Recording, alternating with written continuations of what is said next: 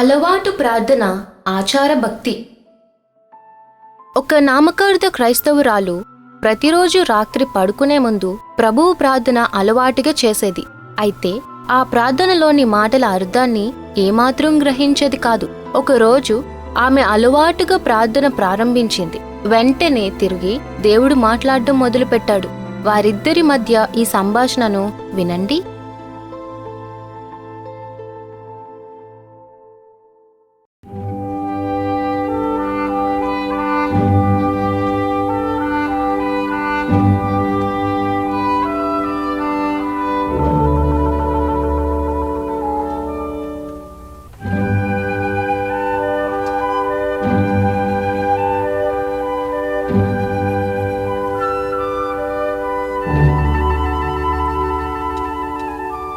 పరలోకమందున్న మా తండ్రి, ఆలకిస్తున్నానమ్మా. ఏమిటో చెప్పు. ఏయ్, నువ్వెవరివి? నేను నా అలవాటు ప్రార్థన చెప్పుకుంటుంటే నన్ను డిస్టర్బ్ చేస్తున్నావు. మరి పరలోకమందున మా తండ్రి అని నన్ను పిలిచావుగా, అందుకే పలికాను. నిన్న నేను పిలిచానా? లేదయ్యా, నా ప్రార్థన నేను చెప్పుకుంటున్నానంతే. నన్ను డిస్టర్బ్ చేయకు మళ్ళీ. పరలోకమందున్న మా తండ్రి. అదిగో మళ్ళీ అదే పని చేశావు. అదే పనా? ఏమిటది? నన్ను పిలుస్తున్నావుగా పరలోకమందున్న మా తండ్రి అని, కాబట్టే నేను నీ దగ్గరకు వచ్చాను. సరే, నీ మనసులో ఏమనుకుంటున్నావో నాతో చెప్పు. మంచిది.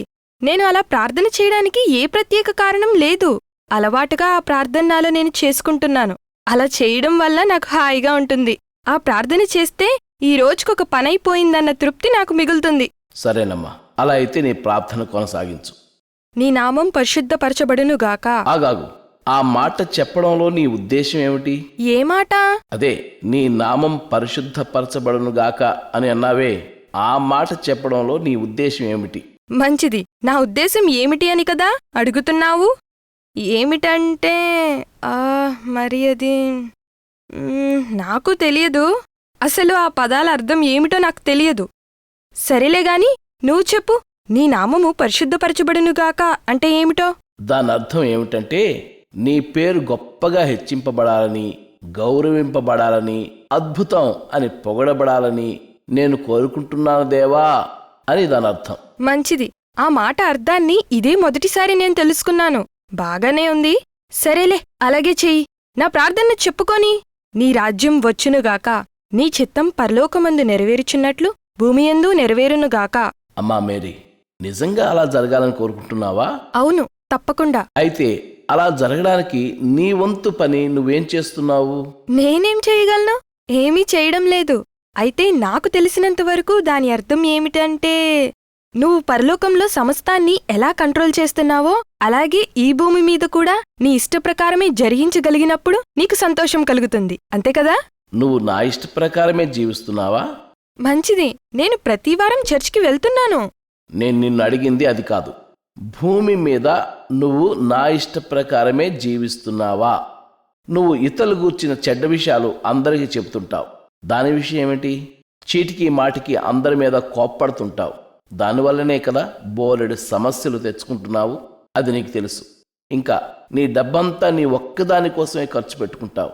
ఎంత స్వార్థంగా జీవిస్తున్నావు. మరో విషయం, నువ్వు చదువుతున్న ఆ చెత్త నవలలు, సినిమా పత్రికల సంగతి ఏంటి? దేవా, నాలో తప్పులెంచడం మానే. క్రైస్తవ సంఘాల్లో ఉన్న విశ్వాసులందరికంటే నేను బాగానే ఉన్నాను. సరే సరే, కొంచెం నా మాట వింటావా? భూమి మీద అంతా నా చిత్త ప్రకారమే జరగాలని ప్రార్థించావనుకుంటాను. అలా అయితే నీలా ప్రార్థించిన వారితోనే అది ముందుగా ప్రారంభం కావాలి. సరే, నువ్విప్పుడు చెప్పినట్లు నాలో కొన్ని పొరపాట్లున్నాయిలే. నాకు మరికొన్ని జ్ఞాపకం వస్తున్నాయి.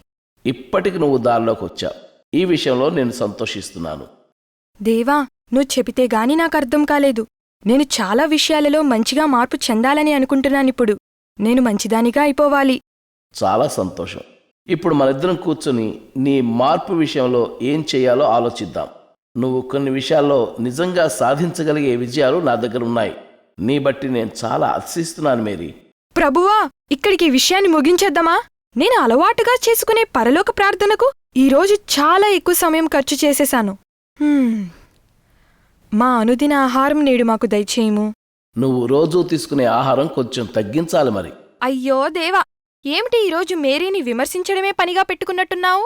నేను నా భక్తి ఆచారాన్ని బట్టి నా అలవాటు ప్రార్థన చెప్పుకుంటుంటే నువ్వు మధ్యలోకి వచ్చి నాలోని లోపాలన్నీ ఎత్తి చూపిస్తున్నావు. ప్రార్థించడం అనేది ప్రమాదకరమైన పని మేరీ. నువ్వు చేసే ప్రార్థన ప్రకారం నువ్వు మారాల్సిందే, తెలిసిందా? దానికోసమే నీ ప్రార్థన ఆలకించి నేను నీ దగ్గరకు వచ్చాను. మధ్యలో నీ ప్రార్థన ఆపడానికి వీల్లేదు, దాన్ని కొనసాగించు. పరలోక ప్రార్థనలో ఇప్పుడు నువ్వు పలకబోయే మాటల విషయం నేను ఆసక్తితో ఎదురుచూస్తున్నాను. నాకు భయంగా ఉంది. భయంగానా? ఎందుకు? నేను ఆ మాటలు పలికాక నువ్వేం మాట్లాడబోతున్నావో దాని బట్టి. సరే, అసలు ఆ మాటలు నాతో పలికి చూడు.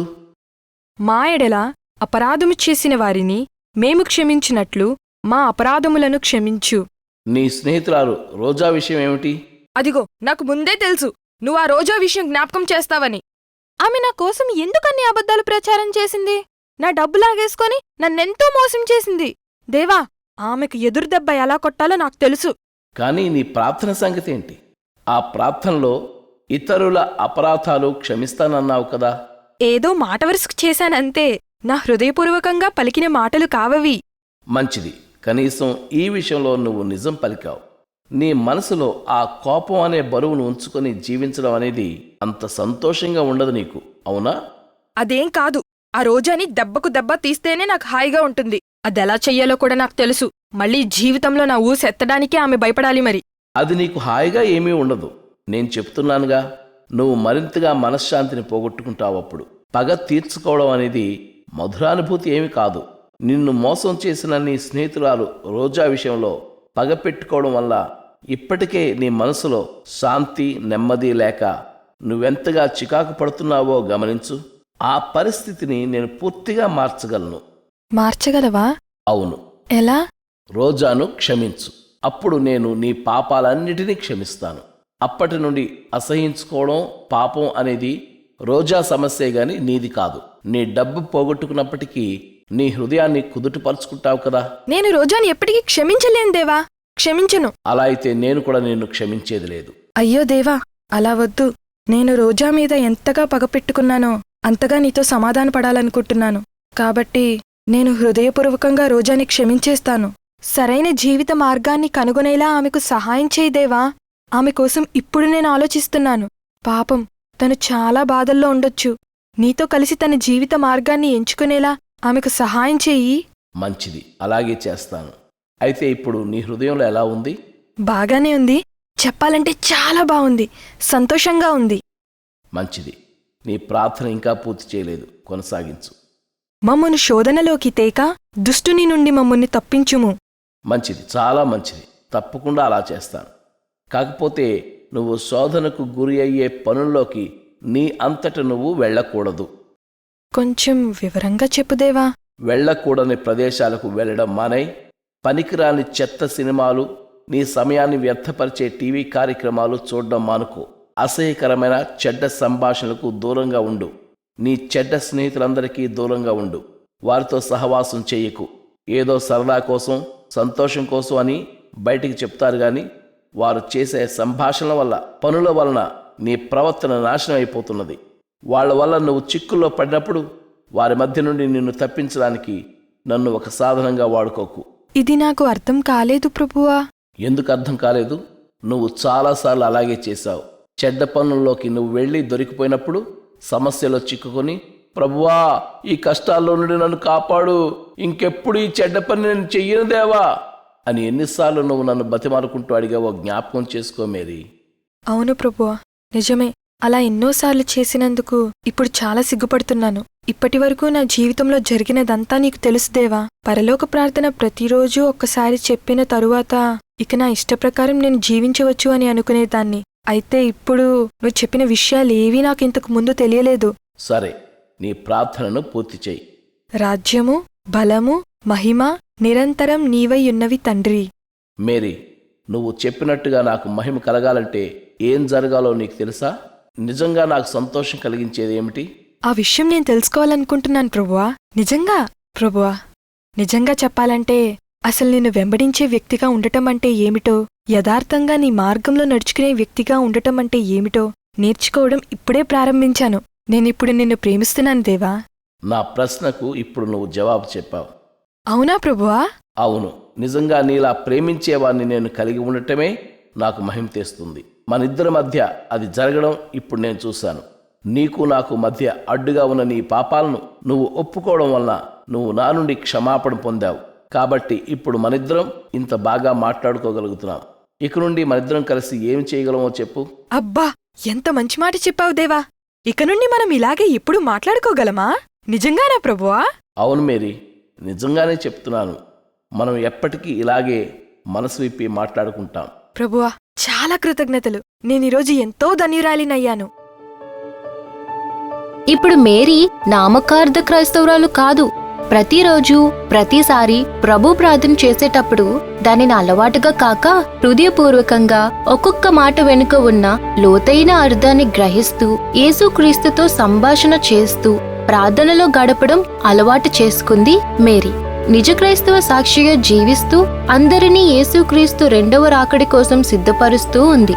ఈ మేరీ దగ్గర నుండి మీరు ఈ రోజు ఏమైనా నేర్చుకోగలిగారా? ఒకసారి ఆలోచించండి. ఈసారి మీరు ప్రభు ప్రార్థన చేసేటప్పుడు ఈ విషయాలు జ్ఞాపకం చేసుకుంటారు కదూ? దైవాశీస్సులు.